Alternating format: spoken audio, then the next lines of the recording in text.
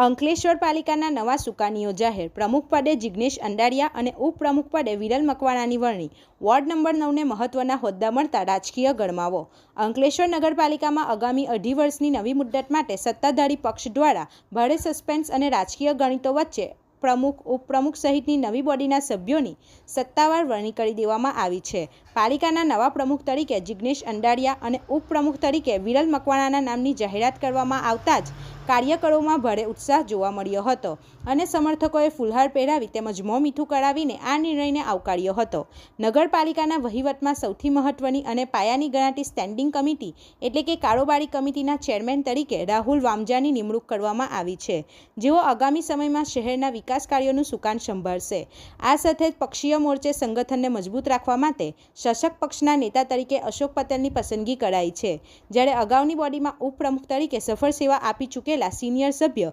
ભાવેશ કાયસ્થને આ વખતે શાસક પક્ષના દંડક તરીકેની ચાવીરૂપ અને મહત્વની જવાબદારી સોંપવામાં આવી છે. જો કે આ સમગ્ર વરણીમાં સૌથી વધુ આકર્ષણ અને ચર્ચાનું કેન્દ્ર વોર્ડ નંબર 9 રહ્યો છે, કારણ કે આ નવી બોડીમાં વોર્ડ નંબર 9ના સભ્યોનો સિંહ ફાળો આપીને અતિ મહત્વના હોદ્દાઓ પર બેસાડવામાં આવ્યા છે. વોર્ડ નંબર 9ના આ દબદબાને કારણે પાલિકાના આંતરિક રાજકારણમાં અને સ્થાનિક ગલિયારાઓમાં અનેક પ્રકારના તર્ક વિતર્કો અને અટકળોનો દોર શરૂ થઈ ગયો છે. વરણી પ્રક્રિયા પૂર્ણ થયા બાદ નવા વરણાયેલા પ્રમુખ જિગ્નેશ અંડારિયા અને તેમની ટીમે સંકલ્પ વ્યક્ત કર્યો હતો કે આગામી અઢી વર્ષ દરમિયાન પક્ષના તમામ સભ્યોને સાથે રાખીને અંકલેશ્વર શહેરના આંતરમાળખાકીય વિકાસ, સફાઈ, પાણી અને રોડ રસ્તા જેવા પ્રજાલક્ષી પ્રશ્નોને વહેલી તકે સકારાત્મક નિકાલ લાવવા માટે તેઓ કટિબદ્ધ રહેશે. રિપોર્ટર હુમેદ સૈયદ સાથે ગુજરાત અદ્ભુત ન્યૂઝ ગુજરાતી. સ્થાનિક સ્વરાજ્યની ગુજરાતની ચૂંટણી પ્રક્રિયા પછી ભારતીય જનતા પાર્ટી ભરૂચ, અંકલેશ્વર અને જંબુસર નગરપાલિકામાં જે જ્વલંત વિજય થયો છે અને એમાં આજે ભરૂચમાં, અંકલેશ્વરમાં અને જંબુસરમાં ભારતીય જનતા પાર્ટી તરફથી પ્રમુખ, ઉપપ્રમુખ, કારોબારી સભ્ય, શાસક પક્ષના નેતા તેમજ દંડકની નિમણૂક કરવામાં આવેલી છે. પાર્ટી તરફથી, પક્ષના મોવડી મંડળ તરફથી જે કંઈ હોદ્દેદારોને પદ આપવામાં આવેલું છે, તો આ પદ એની ગરિમા જાળવવાની છે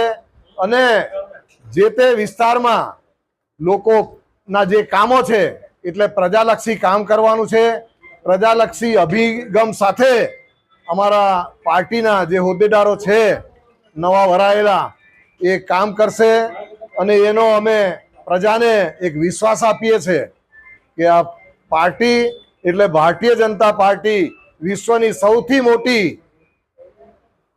કાર્યકરોની સંખ્યા ધરાવતી પાર્ટી છે અને એમાં આજે અહીં અંકલેશ્વર મુકામે પણ જે હોદ્દેદારોની નિમણૂક કરવામાં આવેલી છે, આ તમામ હોદ્દેદારો સાથે તમામ ચૂંટાયેલા સભ્યોને સાથે લઈને ચાલશે. નમસ્કાર.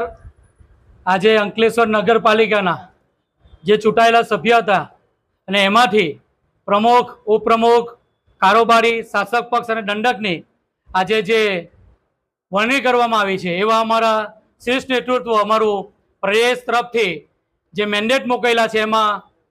પ્રમુખ તરીકે અમારા ભાઈ શ્રી જિગ્નેશભાઈ, કારોબારી ચેરમેન શ્રી રાહુલભાઈ, ઉપપ્રમુખ શ્રી અમારા મકવાણાબેન, અમારા શાસક પક્ષ અને દંડકશ્રીઓ પણ અહીંયા આજે એમની વરણી કરવામાં આવી છે. ત્યારે આપ જોઈ શકો છો આખી ટીમ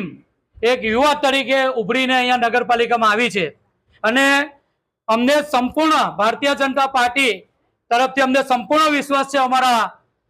પ્રમુખ, ઉપપ્રમુખ અને અમારા કારોબારી, અમારા શાસક પક્ષના નેતાઓ પર કે જે ભૂતકાળમાં જે પણ કામો બાકી રહ્યા છે, જે પણ ભૂલો થઈ છે એ બધી ભૂલો સ્વીકારીને વિકાસના કામોને ખૂબ અવિરતપણે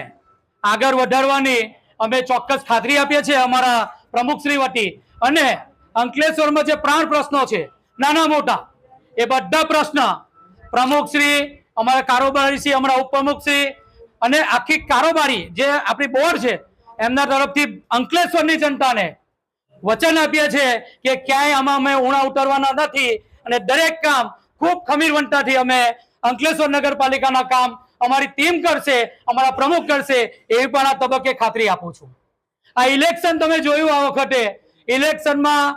ખૂબ મહેનત ભારતીય જનતા પાર્ટીના ઉમેદવારો કરી છે અને ઉમેદવારોને જીતાડવા માટે જે અંકલેશ્વરના જે જનતા મતદાર ભાઈ આસપાસ બનતી ઘટનાના સમાચાર જોવા માટે ગુજરાત અદ્ભુત ન્યૂઝ ગુજરાતીને લાઈક કરો.